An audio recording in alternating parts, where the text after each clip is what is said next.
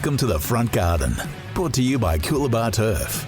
Visit Victoria's premium instant turf supplier at coolturf.com.au. Welcome to The Front Garden, brought to you by Coolabah Turf. We're here to talk all things landscape, whether it's from gardening through to the hard construction.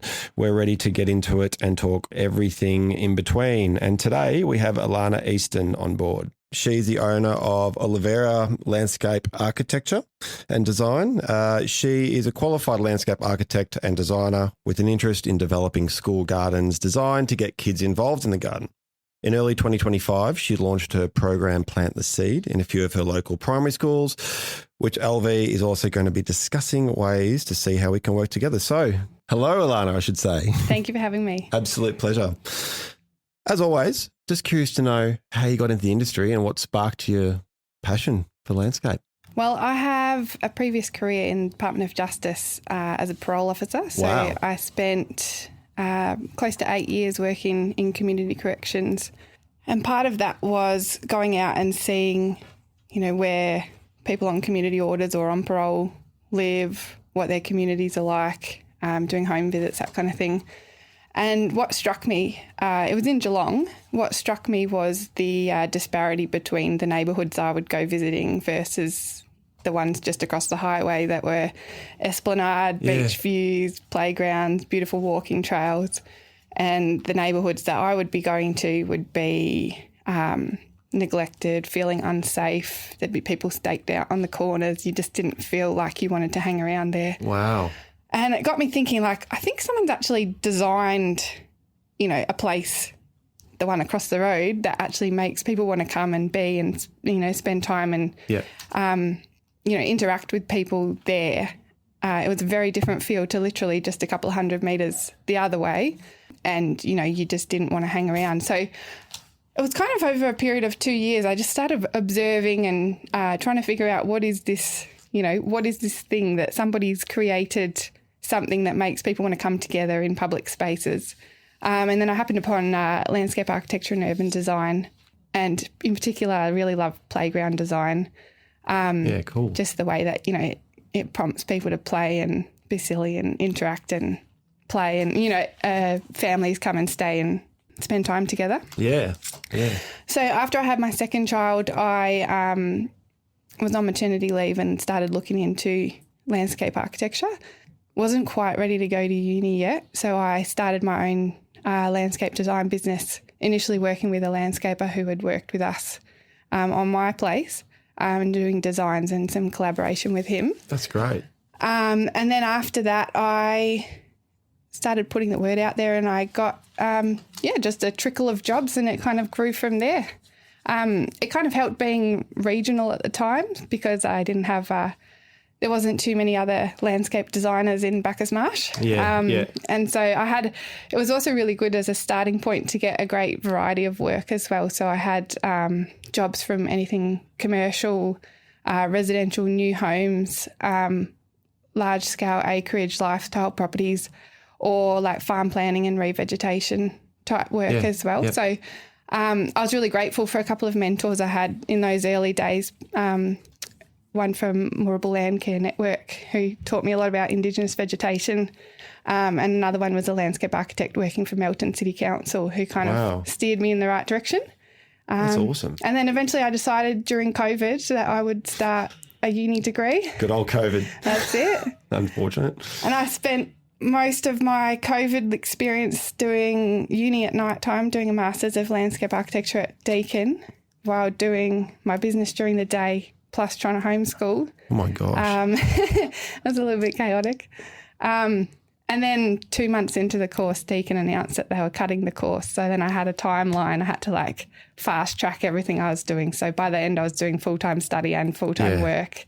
And being a mum. And being a mum, which is not a small portion either. So it was a hectic couple of years, but I got through it. I'm very proud now to call myself a landscape architect. That's amazing, Alannah. You've just given so much awesome things straight off the cuff there. So I love how you said how you got into it. So obviously working corrections for the parole, was that right? Well, parole officer is an easy way that people understand what it's about. But Sure. There's lots of different levels.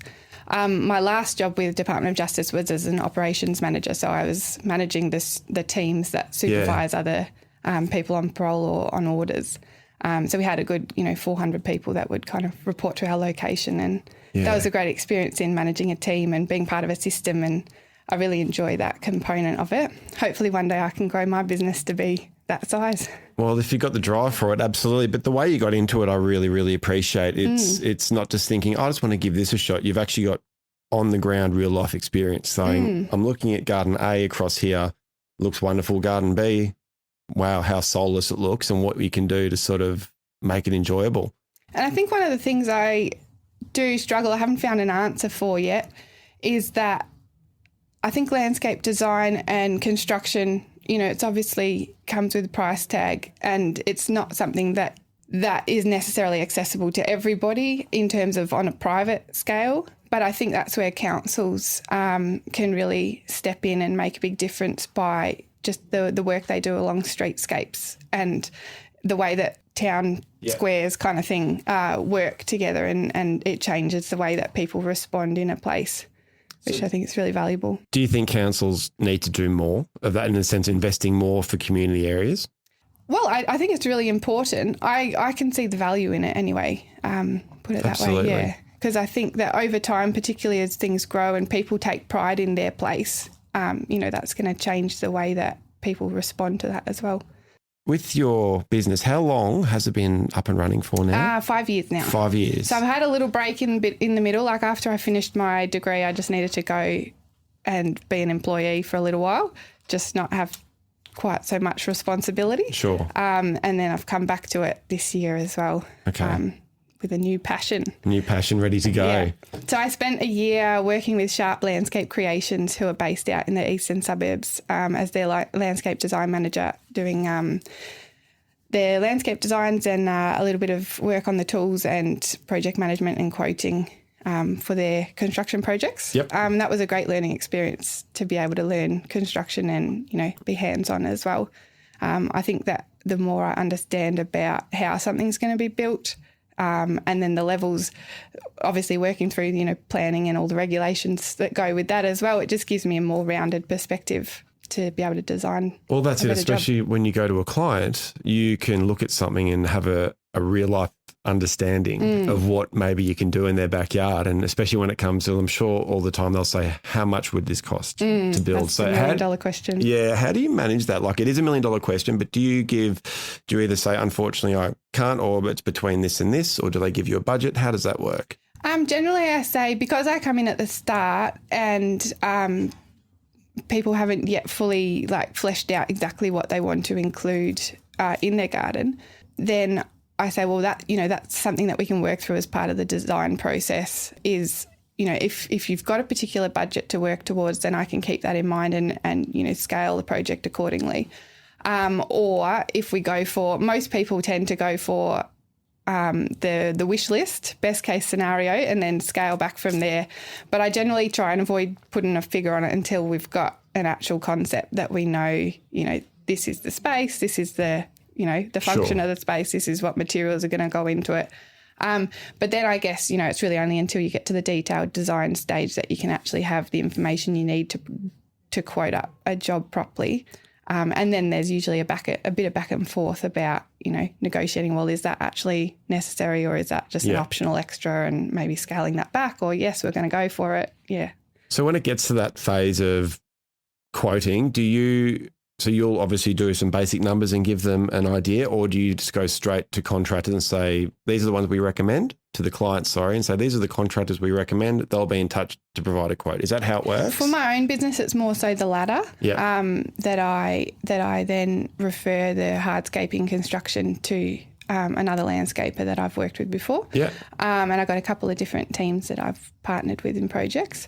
I really like doing the softscaping, so I generally ask the clients if I can come back and do plant set out, plant supply, and they'd probably love that.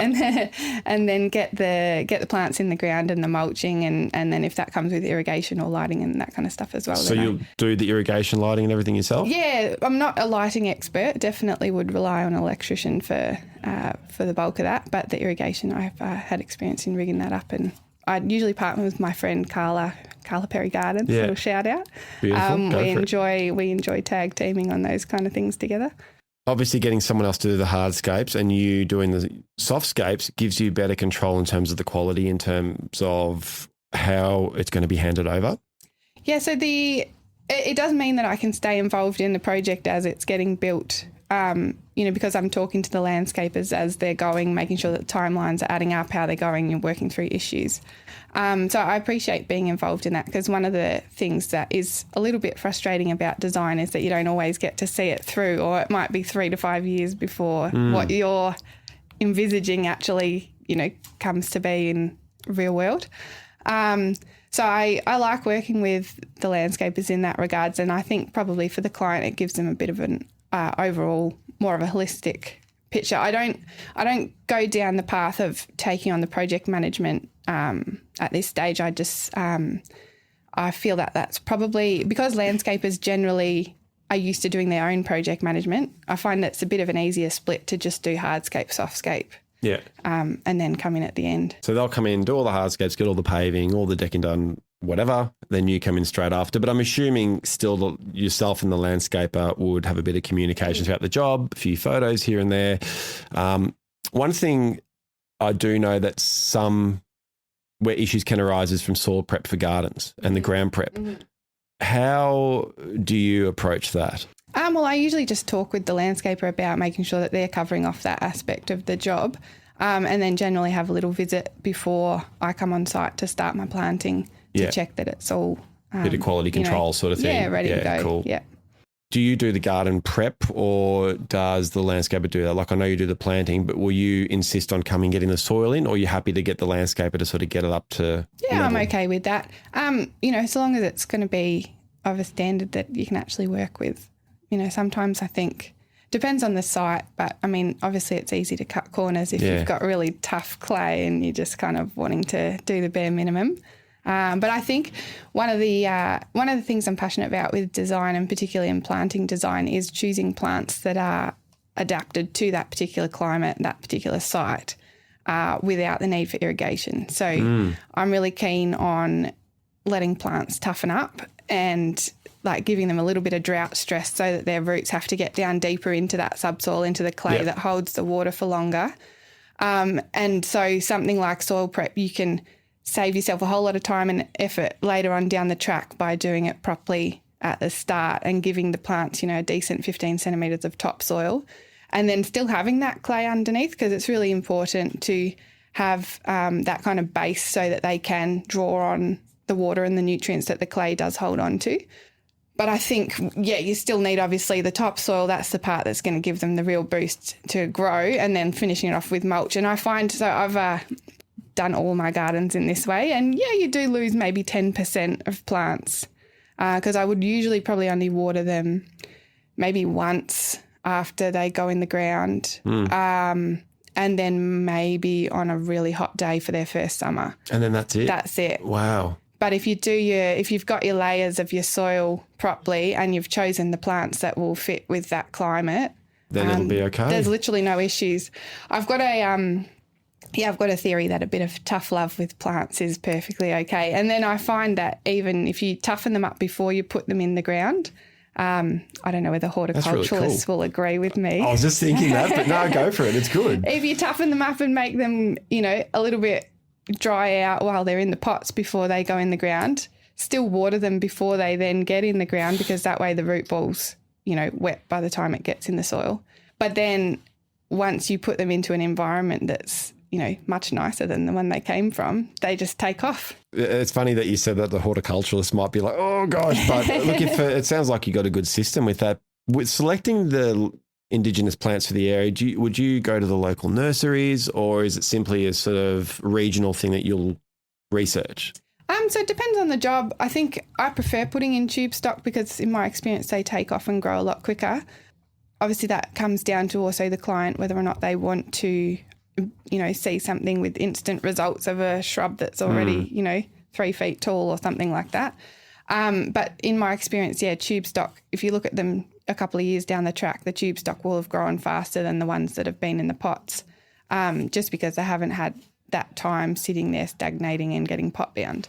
I also like the fact that, the tube stock with the long root stock, I think it just gives them a little bit more resilience. It's interesting because you think tube stock, it'll take forever to grow. You know what I mean? But you're giving it that really young exposure too in the conditions, yeah? So with the correct placement, correct plants, as you said, it should thrive. So I also like referring to like the ecological vegetation classes and, the bioregion, kind of structuring the vegetation as it would have naturally been, as much as I can adapt then to also what the present day needs are.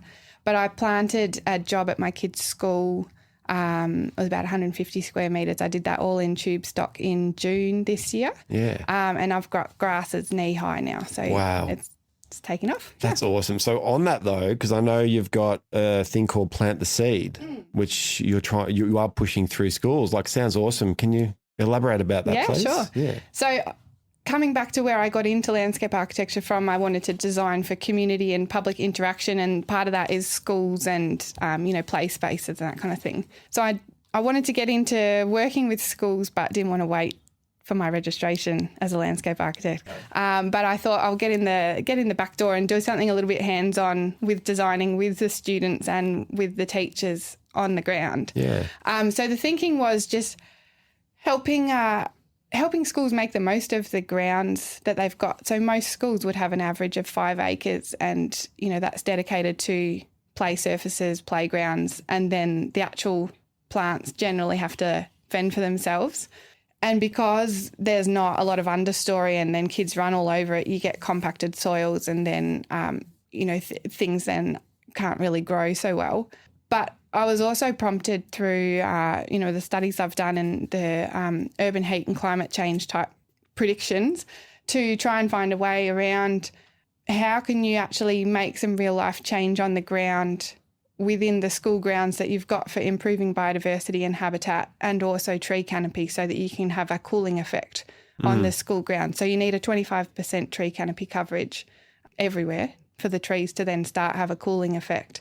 Whereas at the moment, the way schools are often built is you've got synthetic grass, bitumen, concrete, lots of hot surfaces that heat everything up in summer, and you've got kids running around on playgrounds that are potentially going to burn you if they're out in the sun on a hot day.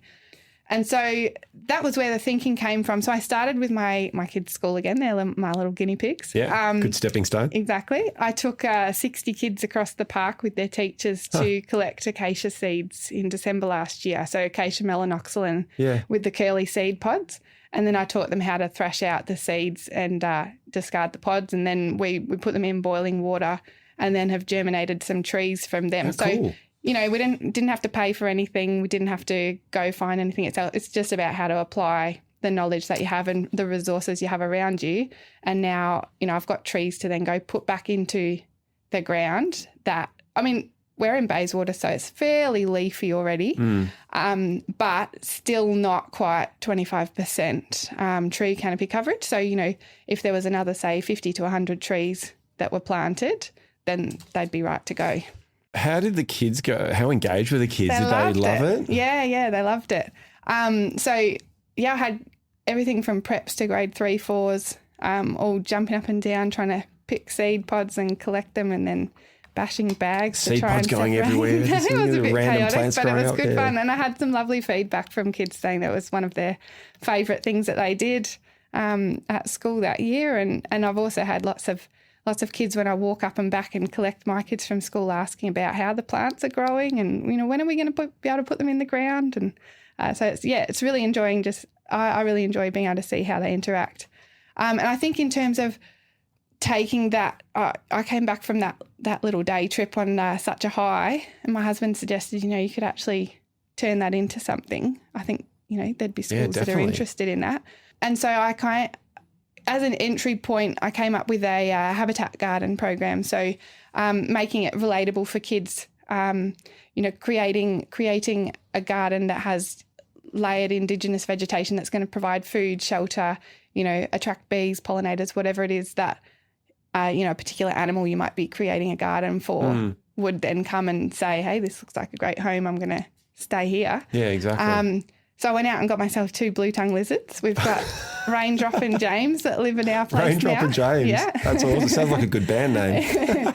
and they come with me to schools in my pocket, and then the kids get to sort of have a look and a touch of the lizards and then think about, well, what would they need in their natural environment? How can we keep them safe? How can we encourage them to come and want to stay, in our school grounds? And one particular school, one of the first schools I did, they put in a lizard habitat garden, and we had a little water bowl and, some logs. I get the kids to run around the school collecting logs and rocks and sticks to make, sort of all sorts of hidey holes, and then teach them about what are the different plants that we're putting into the garden and what purpose that's going to serve for the habitat. And then literally that afternoon, the kids came back running to their teacher and said that a little ringtail possum had already come to visit the habitat garden. So it had only been in a few hours and it was already attracting attention. I find that really rewarding. Yeah, that's awesome. How did you go about setting it up with the school? So did you have to present anything? You're working with children? So I've already got my working with children's check, but you have to have that. That one has probably been the hardest. So it's been a little bit of a slow burn. But I teed up with Environmental Education Victoria and just had a chat to them. So I'm in the Eastern Alliance of the Resource Smart Schools. So I think probably the hardest thing has been trying to navigate the whole education system and then how to work out where I can fit in. I've had some help with my mum, who's a teacher, and my friend also who kind of helped me tailor my lesson plans to the school curriculum, because it's a national standard school curriculum. But then actually getting the word out there has been, probably more of a slow burn and reliant on a little bit more word of mouth because I have to get through the gatekeepers of the lovely reception ladies at school to then pass on my information to a teacher. Generally, there will be a teacher at every school that is passionate about sustainability, and it's just about finding that teacher. But I've structured my pricing on, say, something similar like Series, who do sustainability education. Yeah. So it's just about schools then planning enough in advance to incorporate that kind of an activity into their term lesson plans. And then, hopefully it just continues to grow. Are you looking to get into more schools? Absolutely. Yeah. And I'd love to figure out how to take it to high schools. High schools is a bit of a different kettle of fish because they've got much more structure and everything has to fit into subjects. So I haven't quite cracked that one yet, but that'll be next year's project.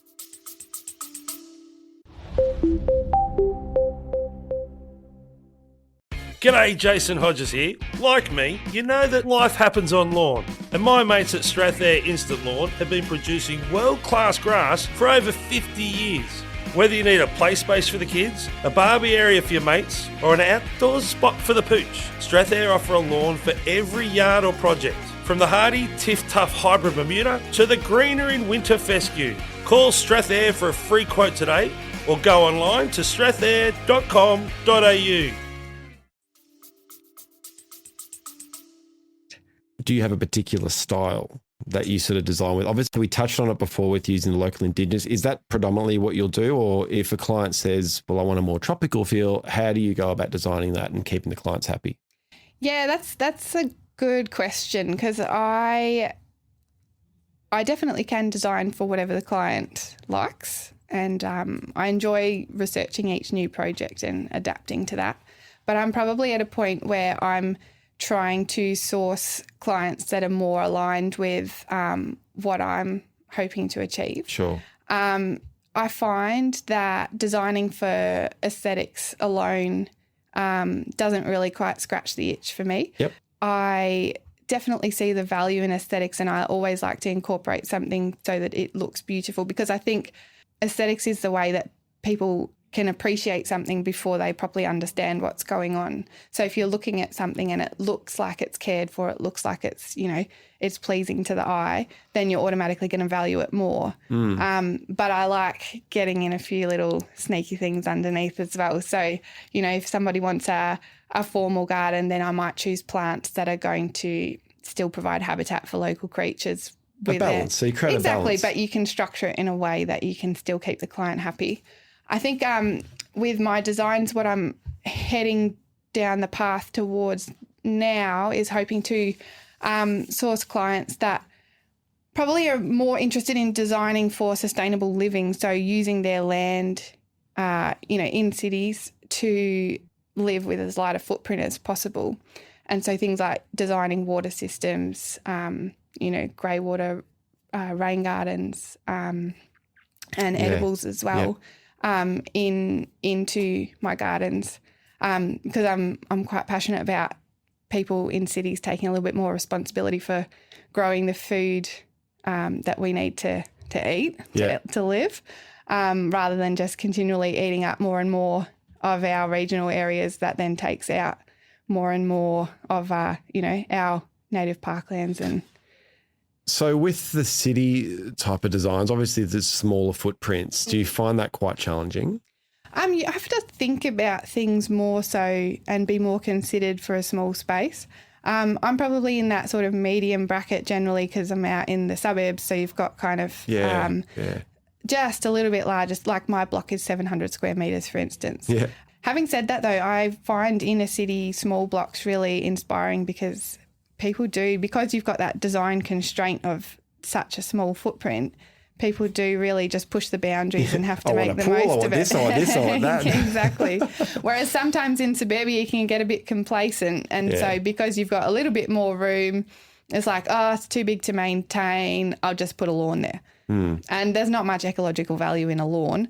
But having said that, I'm turning my entire 700 square metres minus the small house into growing food. So by the time I have the whole thing up and running, I plan to be producing hundreds of kilos of food off that plot a year. So like there's so much potential. I think that's what drives me, is trying to find that potential and harnessing that, natural abundance that design and nature can bring, with working with plants. Do you think that's a new trend, is what people, especially in the inner city, are they looking for that? Do they want to be more sustainable, more self-sufficient? Definitely, I'd say inner city are already there. Yeah. Don't know about people in the suburbs. I think generally new builds and new homes are in a little bit of a different mindset. So when I was out in Bacchus Marsh, I thought, excellent, western suburbs, so many new builds, so much potential of, these amazing gardens to design. But everybody was just thinking synthetic grass and concrete. And I had a few the odd people, probably more from migrant backgrounds, that had experience growing food in their previous countries. They were keen to work out how to do that in a new country. But for the most part, I didn't really meet that clientele. Just different value set, I guess. And also the tricky thing with new homes is you spend a lot of your money, or nearly all of it, on actually getting the house built. And then you sit in a mud pit, and it's not really until you get the landscaping done that the house then starts to feel a part of its environment. So I think definitely where there are constraints, that's when people start to have to appreciate what the value is. So one of the things I did my thesis on in uni was looking at urban parkland, and with increasing urban density, which is a good thing in my opinion, population growth, and then more and more pressure on our cities, then it makes those green spaces in cities and our backyards and front yards, nature strips, so much more important. And so what is it that we value, and how are we going to make the most of that land? And I think there is so much potential to incorporate food growing into that. I'm not saying that we can entirely support ourselves as a city, because I think that would be just a stretch too far. It's very hard to grow a whole field of wheat, for instance, in your backyard. But certainly vegetables and fruit is entirely doable. So when you say you think it's a good thing for the urban density, so what do you mean by that? You're just happy you think it's a good thing that it's an interesting question. I think overall, if you look at a city, if you have a sprawling city that keeps eating out more and more of its surrounds, for instance, we're having the issue with, out into the west or the periphery around the edges of the city is generally a really big food growing area. Yeah. So Bacchus Marsh, for instance, is called Victoria's Food Bowl, grows heaps of lettuces, apples, all sorts of things. But if you start eating up land that was food production, then it stops. For housing, it stops. Yeah. And so then that gets pushed further and further out, which means food miles increase, but then also you're not necessarily tapping into where the fertile soils are for that food production. So that's one issue. But I think also increasing urban density means that people who need to accommodate to less space, the flip side of that is you gain more in terms of amenities and proximities to, schools, shops, cafes, work, public transport. So it makes for a more walkable kind of neighbourhood, which means people get out and about. Like you look at the way that people interact in inner cities, for instance, on the streets versus an area in the outer suburbs where you've just got to drive to everything. Yeah. That comes back to that sort of how do you design for creating a community? If everyone's going to be in their cars, they're not going to be interacting, they're not going to be taking it slow or, being able to walk to places, and it just changes the feel of a place.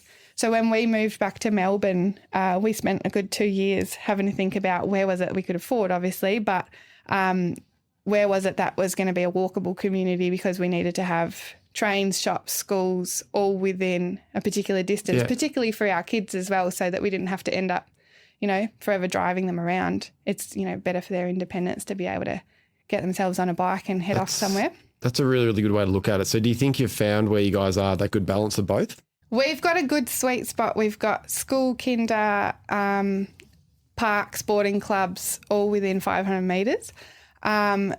We are on an industrial road though, so we've, which I kind of like actually. Bayswater's got a lot of industry, so it's like, oh, what could I find that's, going to build me a house, like literally 2 kilometres away, which is fun. But funny enough, we're even classed in a food desert. So a food desert is where you haven't got access to fresh food within, there's a few different like thresholds, but one of them is 1.5 kilometres. So even though we're in, a fairly built up suburb, the only access to fresh food is through supermarkets that are 3 kilometres apart, and we're smack bang in the middle.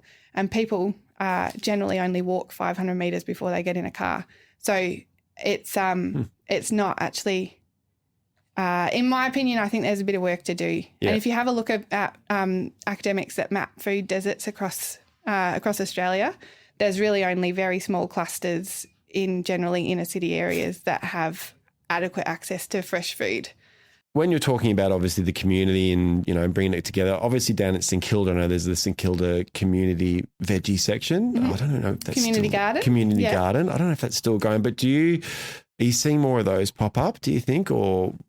I have had experience with community gardens, and I think they're great. I think they're a great avenue for people to get together and grow food. I think it often depends on how it's structured. So, whether it's community run or by committee, or whether there's funding, or is it that, that everyone gets a plot allocated. So personally, I haven't signed myself up to a community garden because I probably prefer to focus instead more on like maximising what I can do on my own plot at the moment. But I think they're really great places to meet and then swap produce and, swap plants and get to know other local food growers in the area.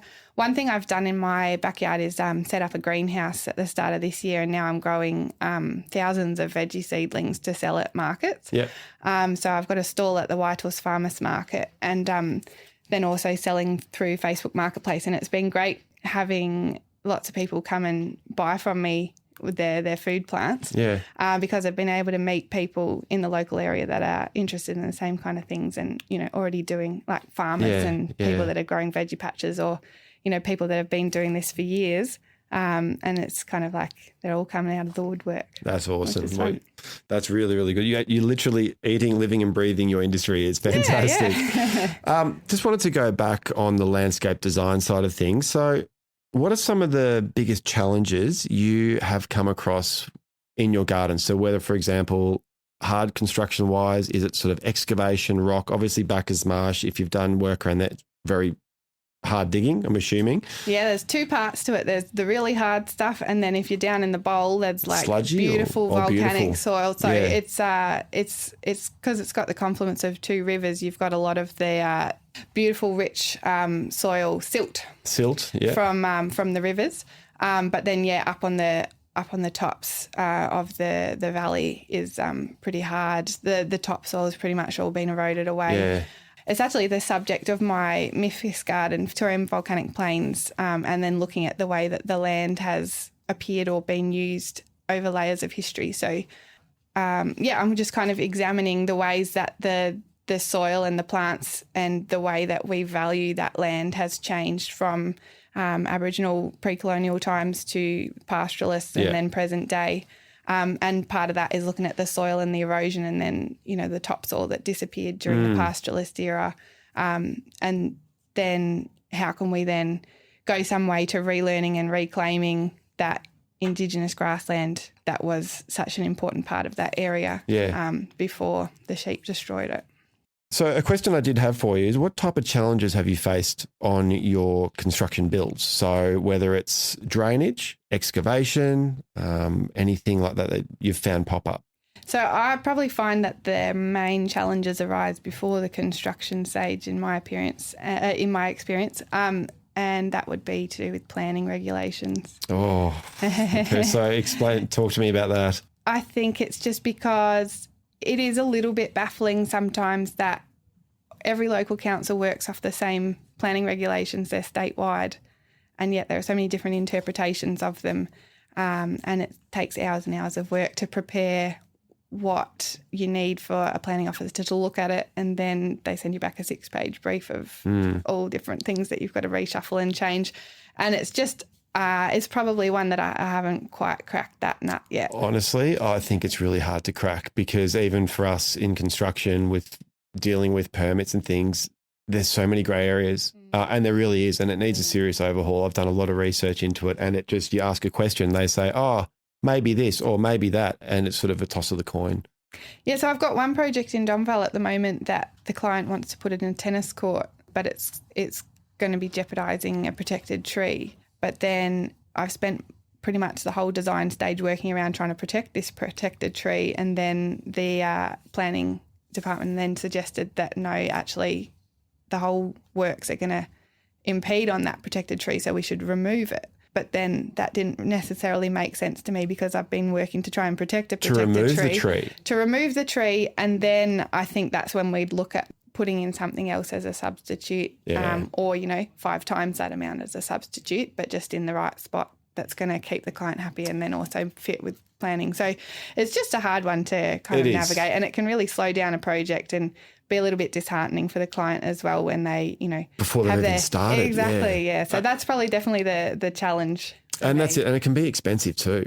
I think it's important that clients are educated on, if it does go to a council or planning or permit stage, it can cost a lot of money. It can cost thousands, exactly. And so I generally set a fee for doing planning documentation as opposed to design and design documentation. So I keep the planning aspects that's great. separate. So you do that as well. And I always make sure I incorporate enough in that fee to allow for a couple of rounds of amendments, because sometimes it can be another 10, 12 hours of drawing to rejig a plan to have it to, ready to resubmit to council after they come back with things that they'd like changed. So yeah, it's a hard one to navigate. So you'll do a bit of research in the local area to see what you can and can't do? Yeah, absolutely. And have a look at, Vic planning, like what are the planning overlays, and the, particularly significant landscape overlay is quite prevalent in the area of Melbourne that I am.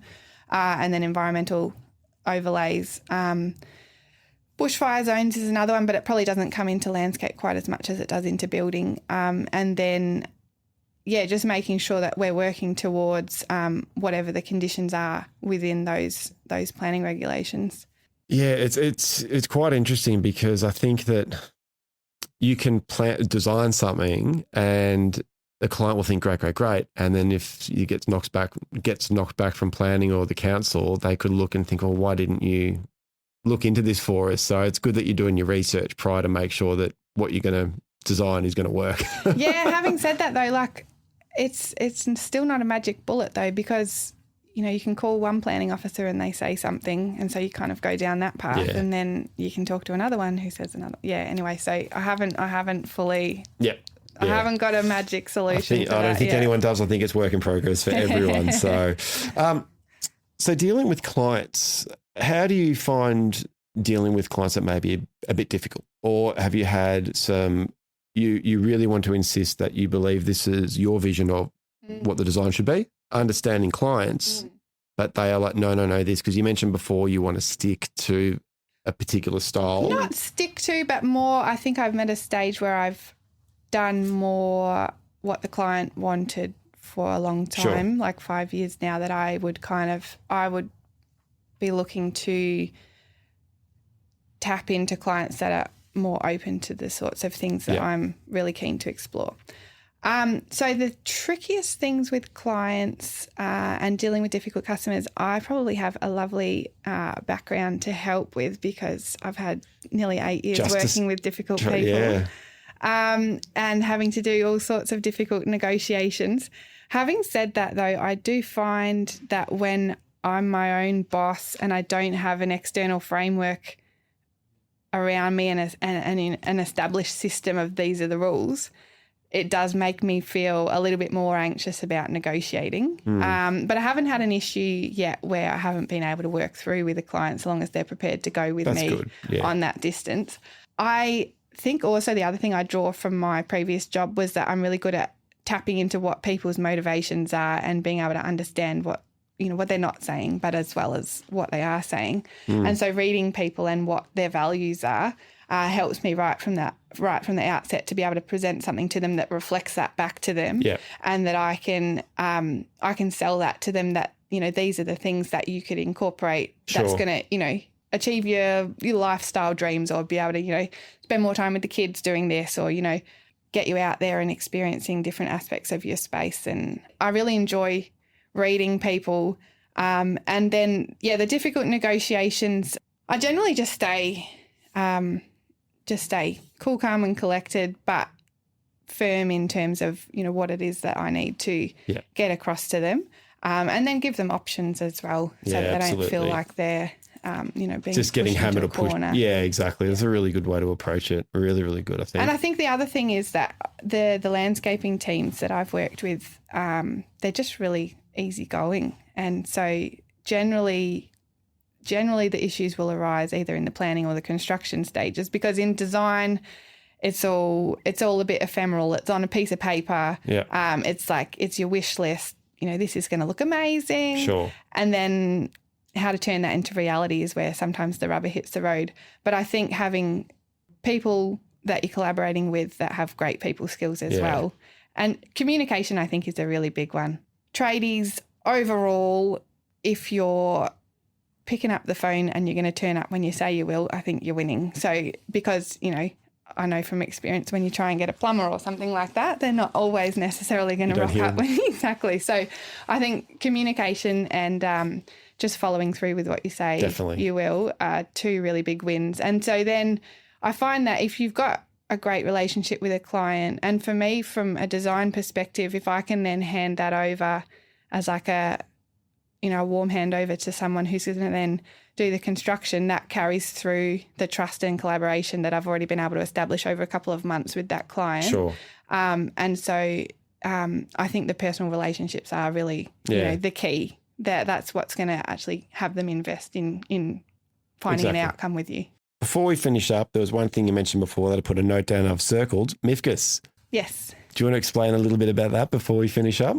So I'm really excited to be a part of the boutique garden competition this year. And I've submitted a design that's based on the Victorian Volcanic Plains bioregion and exploring the concepts of land use values over time. Awesome. So I've got a layered design that tracks across 3 different periods in history. So I've got the Aboriginal pre-colonial times where food and medicine plants were cultivated. There was a huge amount of biodiversity and thriving ecosystem. And then it kind of steps through where the pastoralists and colonial farmers arrived, and you see overgrazing, erosion, soil compaction, and that obviously limits the amount of plants that are able to thrive in that environment. And then step up again through the garden to the present day up on the upper level where I'm hoping to be able to demonstrate that even though we're subdividing a lot of our land and placing hard surfaces on it, like concrete and paving, in the spaces that we've got allocated left as garden, I think there's an awakening and a relearning about the importance of that Indigenous vegetation and being able to reclaim some of that ecosystem so that it's not completely lost. And how are you feeling about fitting all that into a 5x5 plot? Well, I'm fairly confident on my plan. Actually, one of the key components of the design is a tree stump sculpture that my husband's going to make. So that's going to be like threading through all the layers with the roots kind of extending through the soil and connecting it all. So that's kind of going to form the centerpiece that holds everything up. And then I've got some amazing sponsors that have already come on board to help me out with like straight curve for the steel surrounds.